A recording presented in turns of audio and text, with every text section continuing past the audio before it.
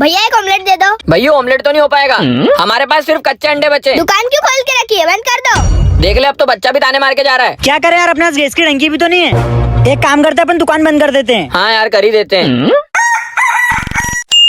अबे मेरे पास एक आइडिया है जिसमें गैस की टंकी की भी जरूरत नहीं पड़ेगी और अपन ऑमलेट आधे दाम में बेचेंगे। लेकिन कैसे? ओ भैया मैं, हाँ तुम इधर आओ, यहाँ बैठो। तुम दोनों गर्लफ्रेंड बॉयफ्रेंड हो ना, लेकिन ये तो कल किसी और लड़की को लेके आया था।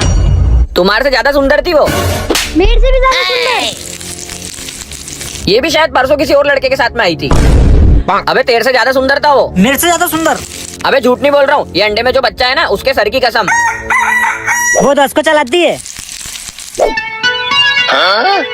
भाई। हाँ, लेकिन ये साला कर क्या रहा है यहाँ पे? भैया ये लो 30 वाला ऑमलेट 20 में खाओ।